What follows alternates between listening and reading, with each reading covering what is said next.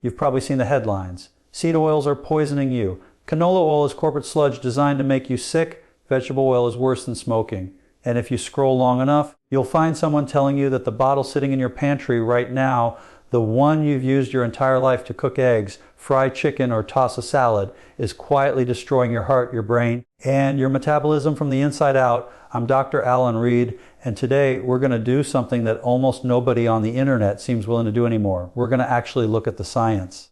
Not the social media version, not the podcast version, not the version designed to get you scared enough to buy a $40 jar of beef tallow. The real science, messy, nuanced, and yes, sometimes boring, because your health deserves better than a hot take. Let's start with the basics, because most people arguing about seed oils online couldn't actually tell you what one is. Seed oils are exactly what they sound like: oils extracted from the seeds of plants. Canola, soybean, sunflower, safflower, corn, grapeseed, rice bran. They became popular in the 20th century for a simple reason. They're cheap to produce, they have a neutral taste, and they hold up well at high cooking temperatures. If you've eaten at a restaurant, ordered fast food, or bought anything processed from a grocery store shelf, you've eaten seed oils, probably a lot of them, probably without thinking twice. And that ubiquity is exactly what makes them such an easy villain. When something is everywhere, it's easy to blame it for everything. Here's where the story gets interesting and where I want you to lean in, because this is the part almost nobody explains properly. The panic around seed oils centers on something called linoleic acid, an omega-6 fatty acid that makes up a large percentage of oils like soybean and corn oil. The claim you'll hear repeated endlessly is that omega-6 fats are inflammatory, that they throw off your omega-3 to omega-6 ratio, and that this imbalance is quietly driving heart disease, obesity, and chronic illness across the entire population. It's a compelling story, it's dramatic, it has a villain, a mechanism, and a call to action. Throw out your vegetable oil by grass-fed butter and you'll be saved. The problem is when you actually go looking for the evidence behind that story in peer-reviewed research, it starts to fall apart in some very important ways. Multiple large studies, including randomized controlled trials, which are the gold standard in nutrition science, not observational guesswork, have looked directly at what happens when you replace saturated fats like butter and lard with polyunsaturated seed oils. And the results, again and again, tend to show the opposite of the silent killer narrative. Replacing saturated fat with linoleic acid, rich oils is associated with lower LDL cholesterol, and in several major trials, with a measurable reduction in cardiovascular events. The Cochrane Collaboration, one of the most rigorous independent bodies reviewing medical evidence in the world, has looked at this question specifically, and their conclusion doesn't support the idea that seed oils are secretly sabotaging your heart. If anything, the data leans towards seed oils being protective when they replace saturated fat, not harmful. Now, I want to be honest with you, because that's the whole point of this channel. I'm not here to swing you from one extreme to the other and tell you seed oils are perfect and beyond question. That would be just as dishonest as the fear-mongering. There are legitimate, more nuanced conversations happening in the scientific community, and they deserve airtime too. One is about the omega-6 to omega-3 ratio in the modern diet, not because omega-6 itself is dangerous, but because many people eat very little omega-3 in the form of fatty fish, walnuts, or flaxseed, which may matter more for inflammation balance than omega-6 intake alone. Another legitimate concern is about how these oils are used, not what they are. Reheating oil to high temperatures repeatedly, like what happens in some commercial deep fryers, can create oxidation by products that aren't great for you. That's a real evidence-supported concern, but it's about cooking practices and reused frying oil, not about seed oils being some kind of inherent poison sitting quietly in your pantry. There's also a fair conversation to be had about ultra-processed food more broadly. Seed oils show up constantly in chips, packaged snacks, fast food, and frozen meals, and those foods are genuinely linked to poor health outcomes.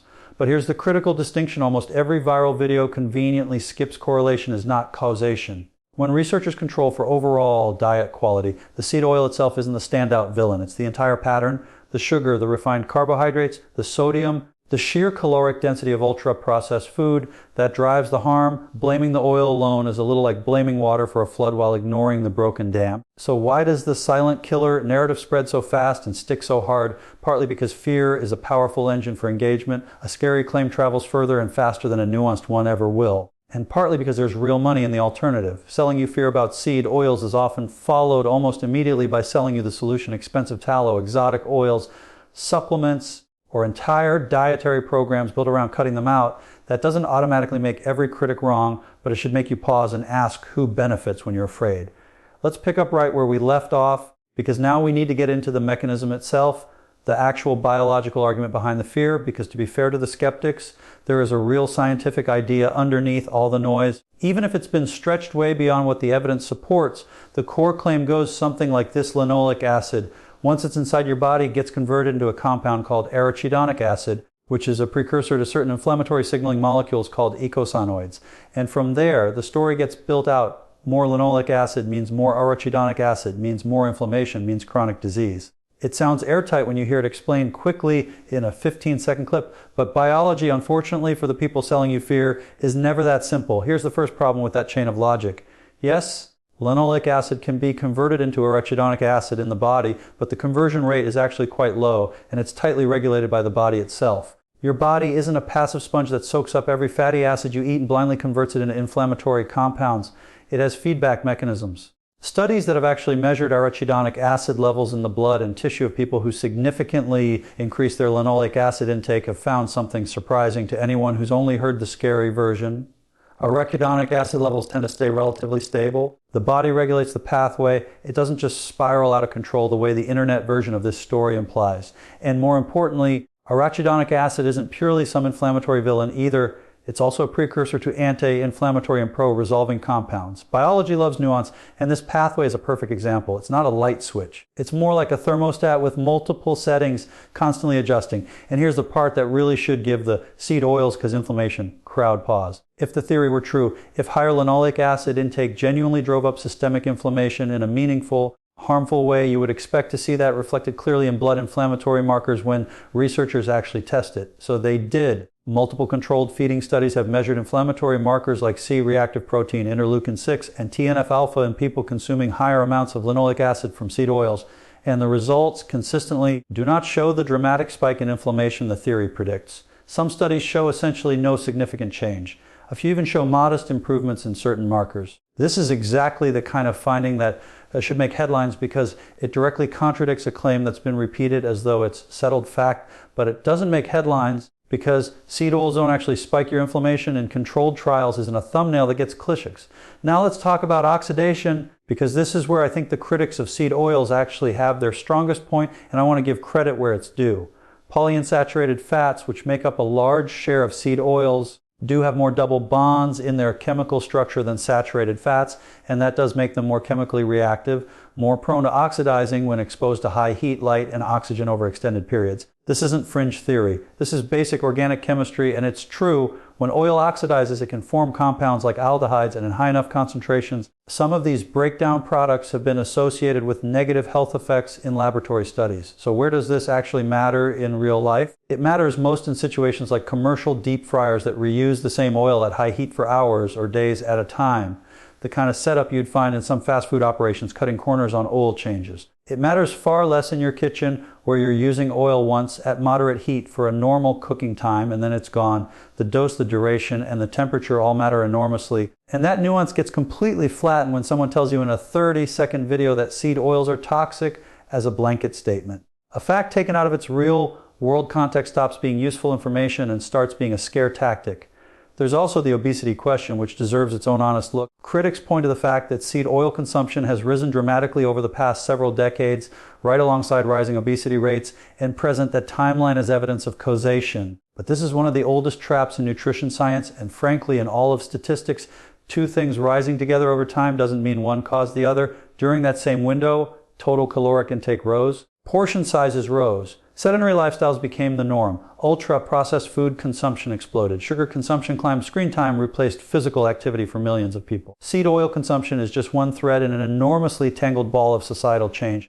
And isolating it as the cause while ignoring everything else happening simultaneously isn't science. It's storytelling that happens to use scientific-sounding words. What the actual research tends to point to when you look at diet quality as a whole rather than fixating on one ingredient is that overall eating patterns matter far more than any single fat source in isolation. A diet built around whole foods, vegetables, lean proteins, fiber, and reasonable portions, one that happens to include seed oils as part of cooking, behaves very differently in the body than a diet built around fried, ultra-processed convenience food that also happens to contain seed oils. Same ingredient, wildly different context, wildly different outcome. That distinction is, in my opinion, the single most important thing missing from this entire online debate. Now let's get to the comparison everyone's actually been waiting for, because I know some of you watching this have already made the switch. You've replaced your vegetable oil with butter or ghee or beef tallow or coconut oil, convinced that you're doing your heart a favor. And look, I understand the these are foods our grandparents ate. They feel natural, traditional, less processed in a marketing sense. But feeling traditional and being metabolically beneficial are two very different things. And this is exactly the kind of question science is actually equipped to answer directly, because researchers have run head-to-head trials swapping these fats in and out of people's diets and measuring what happens to their bodies. Let's start with the granddaddy of this research, the substitution studies. These are trials specifically designed to answer the question, what happens when you replace saturated fat with polyunsaturated fat, holding everything else constant? This design matters enormously because it isolates the variable instead of just watching what happens to entire populations over decades with 100 other factors changing at once. And across these controlled substitution trials, a consistent pattern shows up. When saturated fats like butter or tallow are replaced with polyunsaturated seed oils, LDL cholesterol, the kind most strongly linked to arterial plaque buildup, tends to drop, not by a small, meaningless amount either. In several of these trials, the drop in LDL was substantial enough to be clinically meaningful, the kind of change that in a drug trial would be considered a genuine win. Some of the largest meta-analyses pooling this data, involving thousands of participants across multiple countries, found that this substitution was associated with a meaningful reduction in cardiovascular events, heart attacks, in plain language, not an increase. I want to pause here because I know what some of you are thinking. Cholesterol isn't the whole story, and you're right, it isn't. The diet-heart hypothesis has been debated, refined, and criticized over the decades, and healthy skepticism about oversimplified cholesterol equals heart disease messaging is fair. But here's the thing, even when researchers look beyond cholesterol alone at actual heart outcomes like heart attacks, strokes, and cardiovascular death, the pattern holds up. The Sydney Diet Heart Study gets brought up constantly by seed oil critics as supposed proof that vegetable oil is dangerous, and it's worth addressing directly because it's probably the single most cited piece of evidence in this entire online debate. That study, run decades ago, has some real methodological issues. The oil used contained partially hydrogenated components, meaning it likely included trans fats, which we now know unambiguously increase heart disease risk. Blaming seed oils broadly for a result driven partly by trans fat contamination is like blaming all cars for one recalled model with a faulty part. It's not intellectually honest, but it makes for a great headline, so it keeps getting recycled. Now let's talk about coconut oil specifically, because it occupies this strange cultural space where it's marketed as a superfood despite being roughly 90% saturated fat, more saturated than butter, more saturated than lard. When researchers directly measure what coconut oil does to cholesterol compared to unsaturated oils, the results are remarkably consistent. Coconut oil raises LDL cholesterol significantly more than olive oil, canola oil, or sunflower oil do. The American Heart Association, after reviewing the available trial data, has specifically recommended limiting coconut oil intake for this exact reason. That's not fringe opinion. That's a major cardiology body looking at controlled trial data and drawing a conclusion that runs directly counter to the wellness influencer narrative. Does coconut oil have some other properties, like medium-chain triglycerides, that behave slightly differently in metabolism? Sure, there's some interesting research there, but interesting metabolic property and heart-healthy replacement for seed oil are not the same claim, and conflating them is where a lot of popular nutrition advice goes wrong. What about grass-fed butter and tallow, the other favorites of this movement? Here the evidence is honestly less flattering for the traditional fat side than most people expect. Butter, regardless of whether the cow was grass-fed or grain-fed, is still predominantly saturated fat, and the differences in fatty acid profile between grass-fed and conventional butter, while real, are small enough that they don't meaningfully change its effect on LDL cholesterol in controlled trials. The marketing around grass-fed often implies a health transformation that the actual biochemistry doesn't fully support.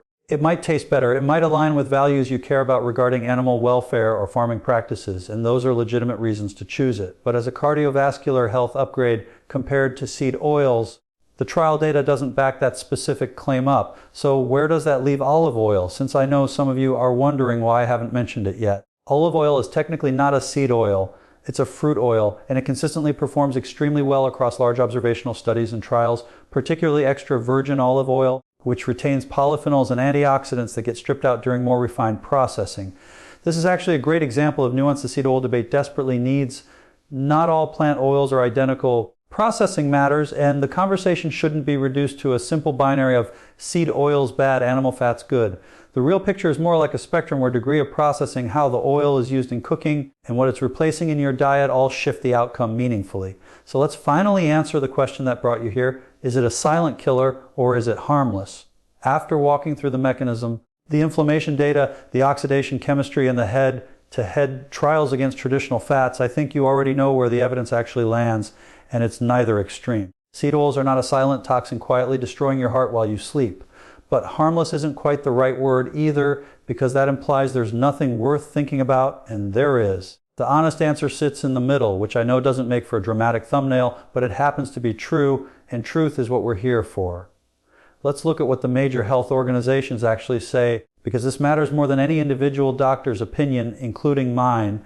The American Heart Association, the World Health Organization, and virtually every major cardiology and nutrition body that has reviewed the trial data continues to recommend replacing saturated fats with unsaturated fats, including seed oils, as part of a heart-healthy diet. This isn't a fringe position or an industry talking point. It's the consistent conclusion drawn from decades of randomized controlled trials, the same kind of evidence that determines which medications get approved and which surgical procedures get recommended. When an organization with no financial stake in canola oil sales looks at the data and says, this reduces cardiovascular risk, that carries real weight. It doesn't mean the conversation is closed forever. Science updates as new evidence comes in, but right now, today, the seed oil panic doesn't match what the actual research shows. That said, I don't want you walking away from this thinking the critics brought nothing valuable to the table, because they did, even if their conclusions went further than the evidence supports. They were right that ultra-processed food is a genuine problem, and seed oils are deeply embedded in that category of food. They were right that reused, overheated frying oil in some commercial settings isn't ideal. They were right to question whether our modern omega-6 to omega-3 balance could be improved,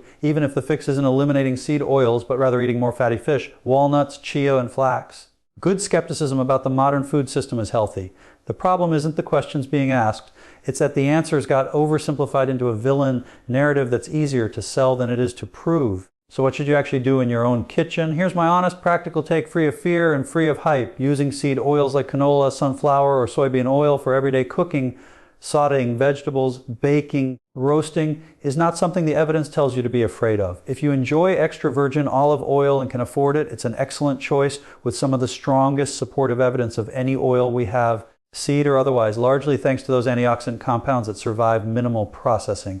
Avoid oil that's been reused repeatedly at high heat, which mostly applies to certain commercial fryers rather than your own stove-atop. Don't build your fat intake primarily around highly saturated fats like coconut oil or large amounts of butter under the assumption that you're protecting your heart, because the trial data doesn't support that swap. And most importantly, and I really want this point to land, stop fixating on a single ingredient as the hero or villain of your health story. The bigger, more boring, far more powerful truth is that your overall dietary pattern matters more than any one oil in your pantry. Vegetables, fiber, adequate protein, minimizing ultra-processed convenience food, moving your body regularly, sleeping enough, managing stress. These unglamorous fundamentals will do more for your heart and your longevity than any oil swap ever will in either direction. I also want to leave you with something a little broader than just seed oils, because this pattern repeats constantly in health content online, and recognizing it will serve you well beyond today's topic. Whenever you see a single food or ingredient blamed for an entire modern health crisis, be a little skeptical. Real physiology is almost never that simple. Real disease processes are almost always multifactorial.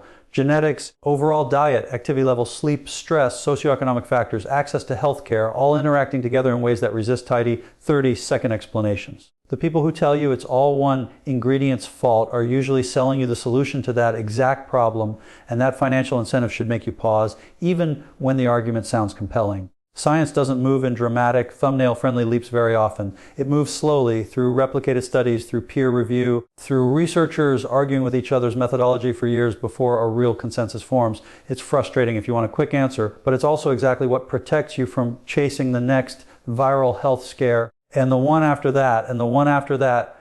An endless cycle of fear-based content that keeps you anxious, keeps you clicking, and often keeps you buying without actually making you healthier. So here's where I'll leave you. Seed oils aren't a silent killer hiding in your pantry. They're also not a food you need to actively chase for health benefits beyond what a normal, balanced diet already provides. They're simply one tool in a much larger kitchen, and how you use that kitchen as a whole, the overall pattern day after day, year after year, is what will actually determine your health outcomes decades from now. That's not as exciting as a scary headline, but it happens to be the truth, and I'd rather give you the truth than the fear. I'm Dr. Alan Reed, and I'll see you in the next one.